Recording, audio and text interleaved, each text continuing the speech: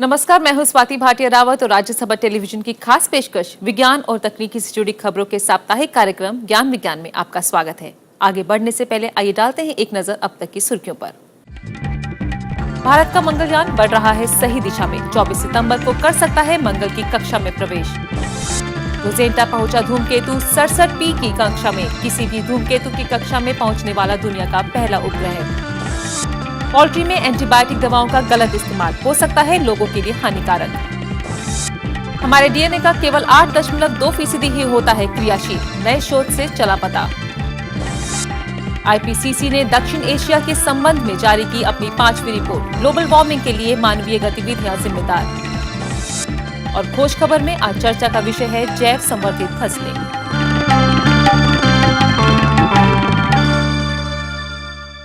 और अब खबरें विस्तार से। भारत का मंगलयान अपनी यात्रा में सही दिशा में आगे बढ़ रहा है। वैज्ञानिक अगस्त महीने में इस यान के प्रक्षेप पथ में सुधार करने वाले थे, लेकिन अब इसमें ये सुधार करने की जरूरत नहीं है। और विस्तार से जानेंगे अपनी इस रिपोर्ट में। भारतीय अंतरिक्ष अनुसंधान संगठन इसरो के वैज्ञानिकों का कहना है कि मंगलयान मंगल ग्रह की यात्रा पर सही दिशा में आगे बढ़ रहा है। इस माह उसके मार्ग में किसी प्रकार का संशोधन नहीं किया जाएगा। हालांकि शुरुआत में इसके प्रक्षेप पथ यानी ट्रैजेक्टरी में 4 बार संशोधन करने की योजना बनाई गई थी।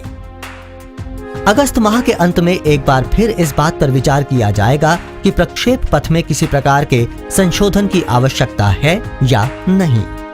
पिछले माह इस प्रकार का संशोधन किया गया था।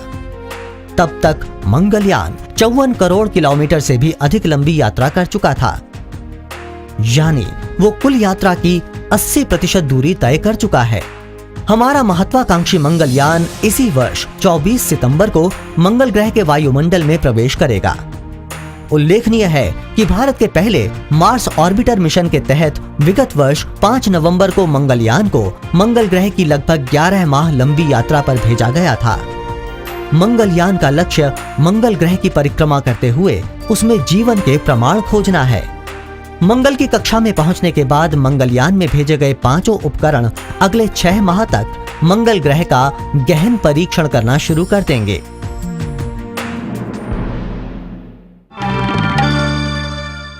ये बुधवार अंतरिक्ष विज्ञान के लिए काफी ऐतिहासिक हो गया, जब यूरोपियन स्पेस एजेंसी का उपग्रह रोजेंटा धूमकेतु 67P की कक्षा में पहुंच गया। लगभग 10 साल की लंबी यात्रा करने के बाद ये यहां तक पहुंच पाया है। ये पहला उपग्रह है जो किसी धूमकेतु की सतह पर उतरेगा। रोजेंटा की रोमांचक यात्रा पर डालेंगे नजर अपनी इस रिपोर्ट में। यूरोपीय अंतरिक्ष एजेंसी द्वारा 2 मार्च 2004 को छोड़ा गया अंतरिक्ष यान रोजेटा 6 अगस्त को 65 करोड़ 40 लाख किलोमीटर की यात्रा पूरी करके 67P चुर्युमोव-गेरासिमेंको नामक धूमकेतु के पास पहुंच गया है। ये अंतरिक्ष यान इसी वर्ष नवंबर में इस धूमकेतु पर फिली नामक 100 किलोग्राम भारी खोजी उपकरण उतारेगा। धूमकेतु पर उपकरण उतारने का ये कारनामा इतिहास में पहली बार किया जा रहा है। फिली 2 हारपून्स की मदद से अपने आप को धूमकेतु से जकड़ कर रखेगा। उसका अल्फा पार्टिकल स्पेक्ट्रोमीटर और 6 पैनोरामिक कैमरे धूमकेतु का अध्ययन करेंगे। धूमकेतु के न्यूक्लियस से रासायनिक जांच के लिए सामग्री भी खोदी जाएगी। वैज्ञानिकों को विश्वास है कि इस धूमकेतु की रचना का पता लगने पर सौरमंडल की उत्पत्ति के अनेक अबूझ रहस्यों का अनावरण हो सकेगा।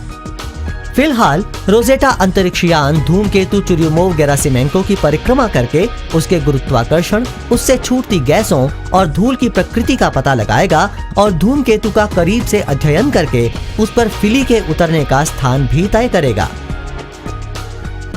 रोजेटा ने इस धूमकेतु के निकट पहुंचकर पृथ्वी पर जो तस्वीरें भेजी हैं, उनसे पता लगा है कि ये धूमकेतु रग्बी की बॉल की तरह नहीं है, बल्कि इसके 2 हिस्से हैं जो एक गर्दन से जुड़े हैं।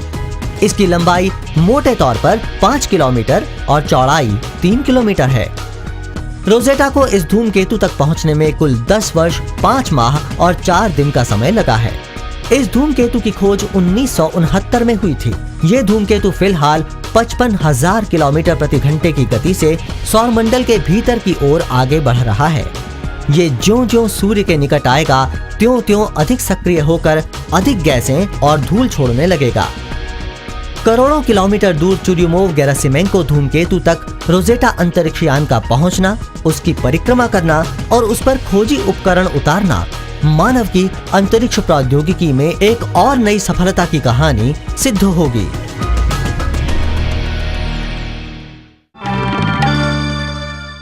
हाल ही में वैज्ञानिकों ने डीएनए से संबंधित एक हैरान कर देने वाली बात का खुलासा किया है। ऑक्सफोर्ड विश्वविद्यालय के वैज्ञानिकों ने एक शोध से पता लगाया है कि इंसानों में डीएनए का 8.2% हिस्सा ही सक्रिय या क्रियाशील रहता है। यह शोध अब तक की जानकारी के बिल्कुल विपरीत है। एक रिपोर्ट। ब्रिटेन के ऑक्सफोर्ड विश्वविद्यालय के वैज्ञानिकों ने पता लगाया है कि डीएनए यानी डीऑक्सीराइबोन्यूक्लिक अम्ल का मात्र 8.2% अंश ही हमारी पूरी आनुवंशिक बनावट में योगदान देता है। हमारे और सभी जीवधारियों के शरीर में डीएनए के विशेष अणु में आनुवंशिक सूचनाएं मौजूद रहती हैं। यही तय करता है कि किसी जीव का रूप रंग कैसा होगा, उसकी बनावट कैसी होगी और उसकी शारीरिक क्रियाएं किस तरह से काम करेंगी। मानव शरीर में क्रोमोसोम्स के 23 जोड़े होते हैं और डीएनए उन्हीं में लंबी दोहरी कुंडलियों के रूप में मौजूद रहता है। अब तक मोटे तौर पर यही समझा जाता था कि शायद डीएनए की ये पूरी दोहरी कुंडलियां शरीर के विकास के लिए आनुवंशिक सूचनाएं देती होंगी, लेकिन ऑक्सफोर्ड विश्वविद्यालय के वैज्ञानिकों के ताजा अध्ययन ने ये रहस्य उद्घाटन करके विज्ञान जगत को चौंका दिया है कि डीएनए की पूरी कुंडली नहीं बल्कि उसका केवल 8.2% अंश ही ये काम करता है। इस बात की पुष्टि करने के लिए इन वैज्ञानिकों ने यह पता लगाने की कोशिश की कि पिछले 10 करोड़ वर्षों की विकास यात्रा में मानव के जीनोम में आखिर कितना अंतर आया है। असल में डीएनए का जो अंश सक्रिय रहता है और शरीर के महत्वपूर्ण कार्यों को अंजाम देता है, उसमें कोई परिवर्तन नहीं होता, बल्कि वो ज्यों का त्यों बना रहता है। शेष डीएनए जो ऐसा कोई महत्वपूर्ण कार्य नहीं करता और जिसमें परिवर्तन भी होता रहता है, वो जंक डीएनए कहलाता है। डीएनए का 1% से बस थोड़ा सा अधिक अंश ही असलियत में हमारे शरीर का जैविक कारोबार चलाता है। बाकी का 7% डीएनए उन जीन्स पर नियंत्रण रखता है जो महत्वपूर्ण शारीरिक क्रियाओं के संचालन में भाग लेते हैं। इस नए अध्ययन से 2012 में प्रस्तुत उस सिद्धांत का खंडन होता है कि मानव जीनोम का 80% अंश महत्वपूर्ण जैव रासायनिक क्रियाओं में सक्रिय भूमिका निभाता है।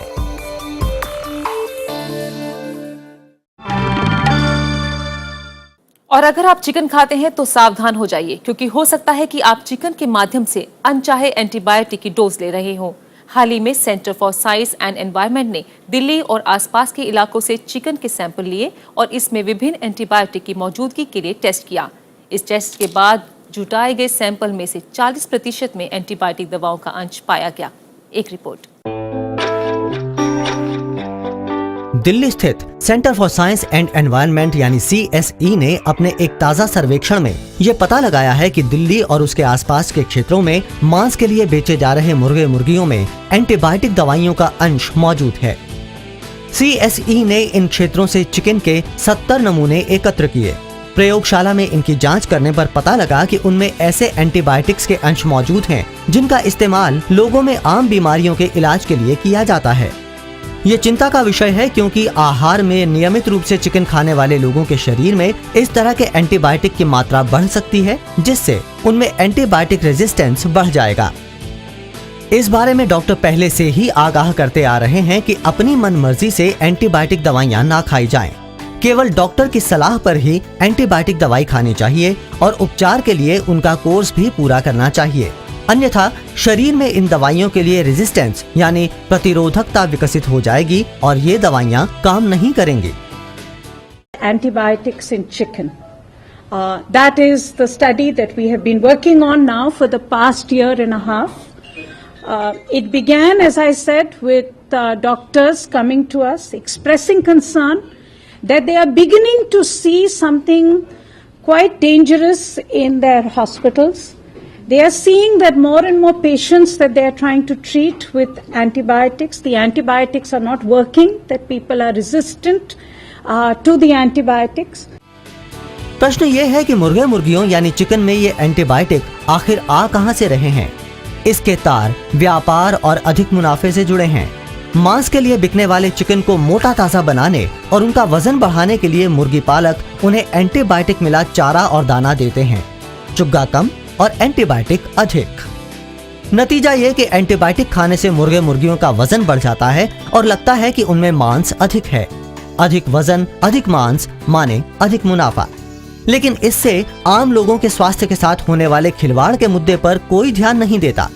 यही कारण है कि राजधानी दिल्ली और राष्ट्रीय राजधानी क्षेत्र में चिकन के फलते फूलते व्यापार में मुर्गे मुर्गियों के शरीर में एंटीबायोटिक्स की मात्रा बढ़ती चली गई है, जो मांसाहारी लोगों के स्वास्थ्य के लिए बड़ी चिंता का विषय है।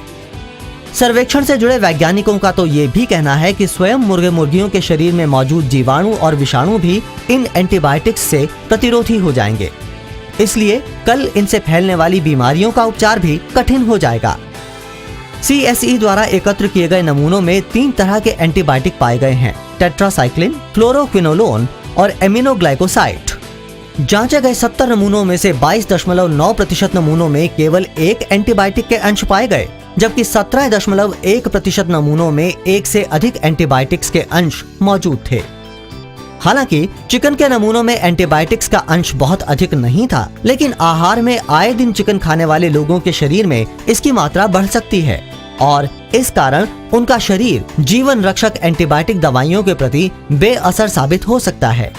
ये इस तरह का पहला सर्वेक्षण है। इस दिशा में और अधिक परीक्षण किए जाने की आवश्यकता है ताकि आम लोगों का स्वास्थ्य सुरक्षित रहे।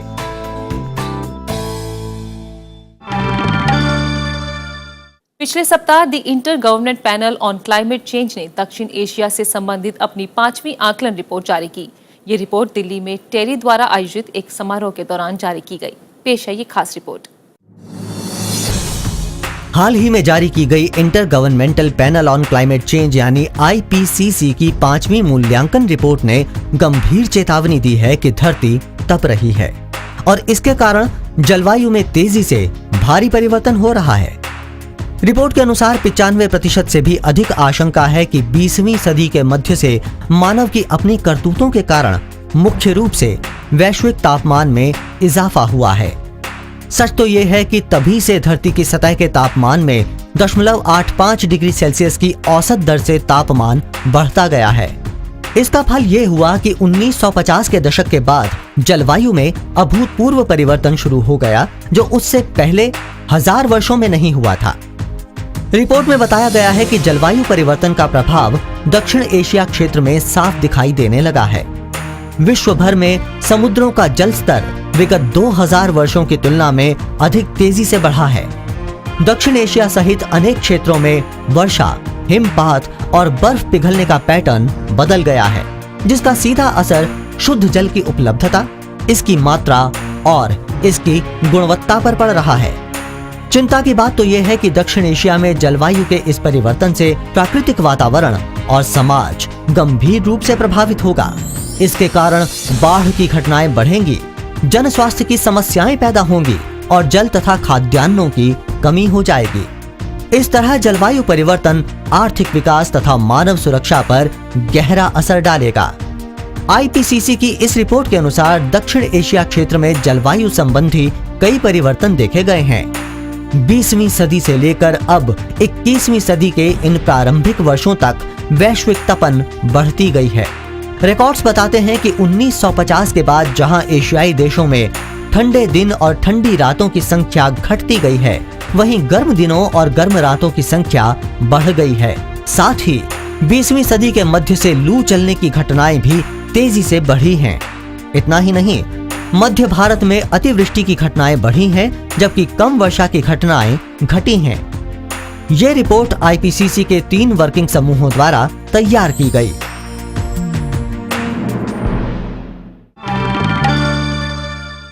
और अभी वक्त है एक छोटे से ब्रेक का। देखते रहिए कार्यक्रम ज्ञान विज्ञान।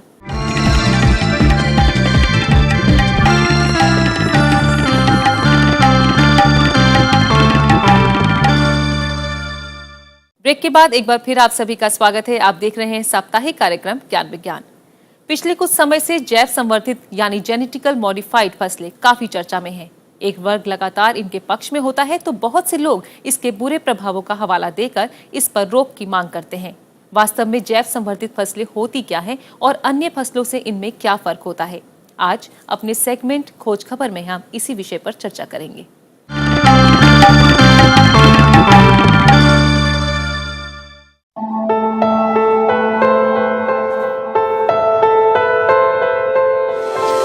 इन दिनों जेनेटिकली मॉडिफाइड फसलें यानी संक्षेप में कहें तो जीएम फसलें काफी चर्चा में हैं। जो पिछले कुछ वर्षों से जीएम फसलों के पक्ष और विपक्ष दोनों तरफ से तीखी बहस की जा रही है। जीएम फसलों के पक्षधरों का कहना है कि देश में इन फसलों को बड़े पैमाने पर उगाया जाना चाहिए ताकि खाद्यान्नों और फल सब्जियों की पैदावार बढ़ाई जा सके। जीएम फसलें तैयार करने वाले वैज्ञानिक भी इन फसलों की खेती के पक्ष में हैं ताकि उनकी मेहनत किसानों के काम आ सके और देश में खाद्यान्न का उत्पादन बढ़ सके। लेकिन जीएम फसलों के विरोधियों का कहना है कि इन्हें उगाकर लोगों के स्वास्थ्य के साथ खिलवाड़ नहीं किया जा सकता। इन फसलों से बने उत्पाद खाने पर कल न जाने कौन सी समस्या सामने आ खड़ी हो। विरोधी लॉबी में कुछ लोग ऐसे भी हैं जो चाहते हैं कि इन फसलों के जमकर जमीनी परीक्षण करने के बाद ही इनकी खेती की इजाजत दी जाए। आखिर क्यों छिड़ी है जीएम फसलों पर यह तीखी बहस? क्या हैं ये जीएम फसलें? आम फसलों और इनमें क्या फर्क है? इस बात को समझने के लिए हमें प्रकृति की ओर रुख करना पड़ेगा। आखिर प्रकृति ने ही तो फसलों को जन्म दिया है। प्रकृति फसलों की नई पीढ़ी को जन्म देने के लिए जनन की विधि का सहारा लेती है। लैंगिक जनन यानी सेक्सुअल रिप्रोडक्शन में पराग से फर्टिलाइजेशन होता है और बीज बन जाते हैं। उन बीजों से फसल की नई पीढ़ी तैयार होती है। लेकिन इस नई पीढ़ी में माता पिता पौधों के वे ही गुण आ पाते हैं जो प्रकृति ने उन्हें आनुवंशिक गुणों के रूप में दिए हैं। ये गुण वंशागत होते हैं और पीढ़ी दर पीढ़ी चलते हैं, यानी वही फसल वे ही वंशागत गुण। अगर फसल में कोई अवगुण है और उसे दूर करना है या फसल में कोई नया गुण डालना है तो इसका एक ही प्राकृतिक तरीका है, लैंगिक जनन यानी सेक्सुअल रिप्रोडक्शन। लेकिन किसी भी फसल में जब कोई अच्छा गुण डालना है, जैसे उसे किसी हानिकारक कीड़े या बीमारी से बचाना है या उसमें पोषक तत्व बढ़ाने हैं, तो आनुवंशिक इंजीनियरिंग का सहारा लेना पड़ता है। वैज्ञानिक इसे जेनेटिक इंजीनियरिंग कहते हैं। आनुवंशिक इंजीनियर आनुवंशिक इंजीनियरिंग की विशेष तकनीकों से किसी फसल में नया गुण डालते हैं या उसका अवगुण निकाल देते हैं। यहाँ ये जानकारी जरूरी है कि फसल के ये गुण या अवगुण उसके डीएनए यानी जीन्स में होते हैं। डीएनए का कोई विशेष अंश यानी जीन ही किसी गुण को तय करता है।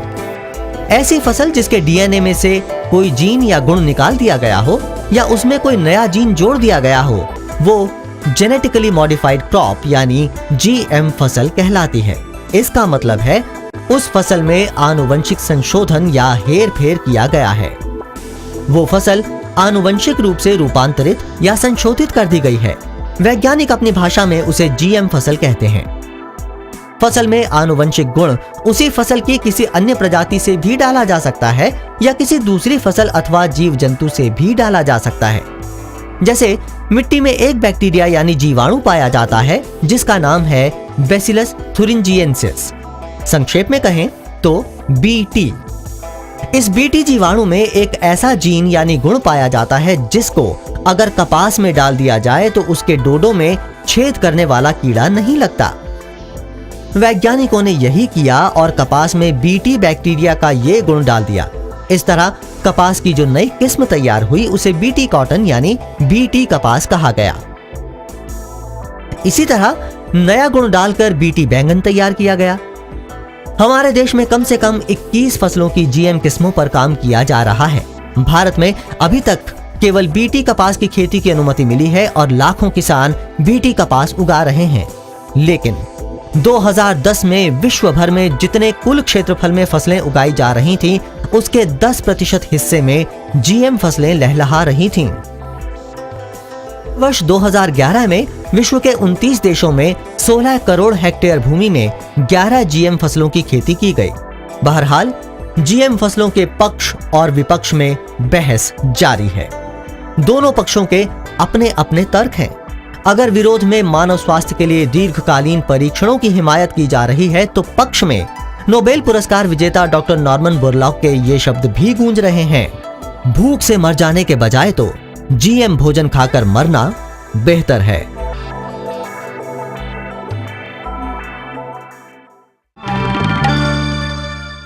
और क्या है इस सप्ताह के इतिहास में विज्ञान का योगदान, जानेंगे अपने सेगमेंट इतिहास के पन्नों में।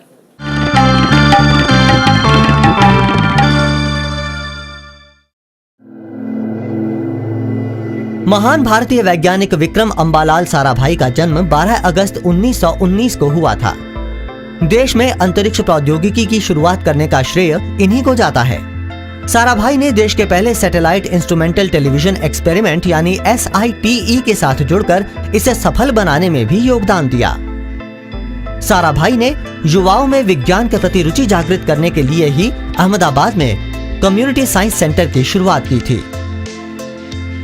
12 अगस्त 1887 को जन्म हुआ था महान ऑस्ट्रियन वैज्ञानिक एरविन श्रोडिंगर का, जिन्हें 1993 में प्रसिद्ध वैज्ञानिक पॉल डिरैक के साथ भौतिकी के नोबेल पुरस्कार से सम्मानित किया गया था। श्रोडिंगर को यह पुरस्कार किसी कण के तरंग गुणों अथवा क्वांटम स्थिति का पता लगाने के लिए दिया गया था। इसके लिए उन्होंने कुछ समीकरणों की रचना की थी जिन्हें श्रोडिंगर इक्वेशंस के नाम से भी जाना जाता है। 14 अगस्त 1941 को जन्म हुआ था जाने माने भारतीय भौतिकविद तिरुपत्तुर वेंकटचलामूर्ति रामाकृष्णन का। इन्हें कंडेंस्ड मैटर फिजिक्स में अपने विशिष्ट योगदान के लिए जाना जाता है। इसके अलावा रामाकृष्णन को उच्च ताप अतिचालकता यानी हाई टेम्परेचर सुपर कंडक्टिविटी से जुड़े शोध कार्यों के लिए भी जाना जाता है। प्रसिद्ध अमेरिकन बायोकेमिस्ट गर्टी थेरेसा का जन्म 15 अगस्त 1896 में हुआ था। गर्टी को 1947 में उनके पति के साथ चिकित्सा का नोबेल पुरस्कार प्रदान किया गया था।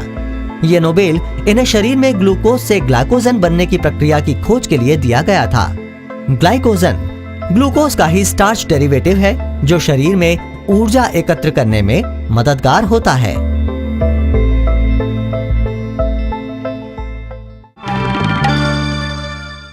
और अब जाने से पहले साइंस एक्सप्रेस में नजर डालते हैं देश विदेश में होने वाली कुछ अन्य मुख्य वैज्ञानिक गतिविधियों पर।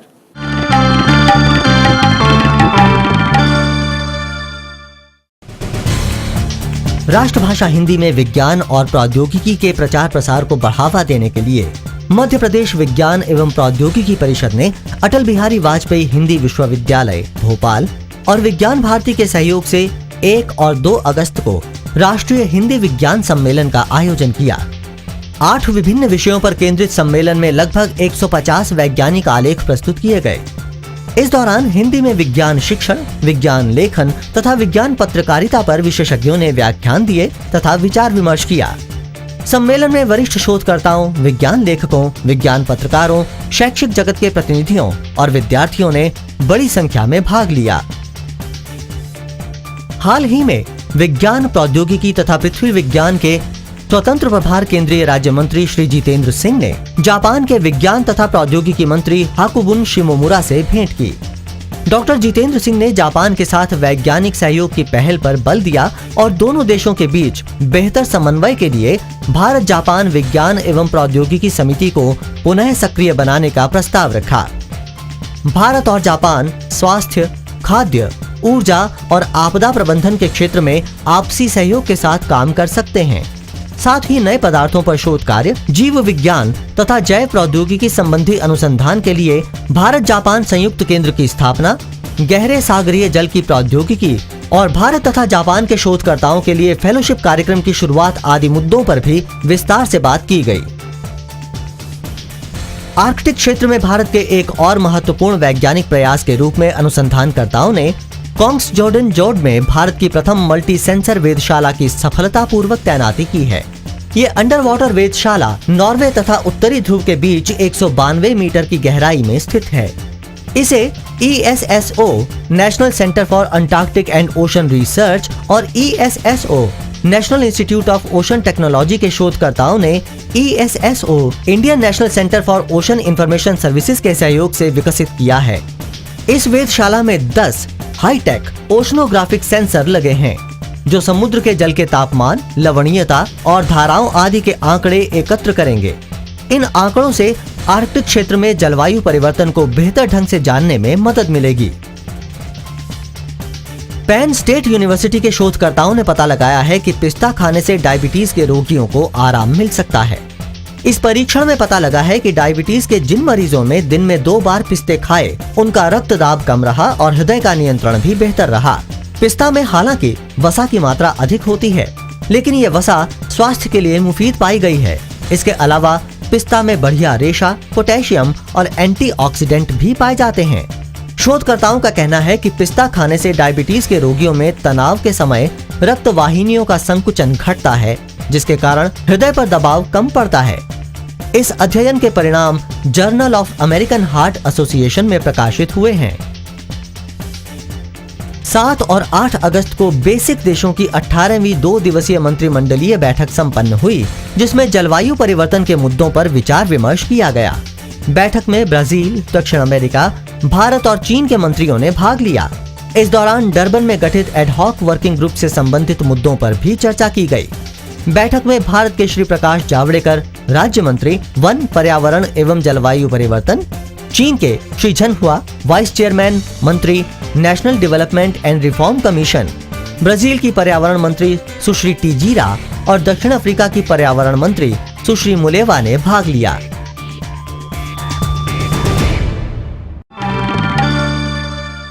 तो ज्ञान विज्ञान में आज इतना ही। आपको हमारा ये कार्यक्रम कैसा लगता है, इसके बारे में आप अपने सुझाव और प्रतिक्रियाएं हमें ईमेल कर सकते हैं। हमारा ईमेल एड्रेस है news@vigyanprasar.gov.in।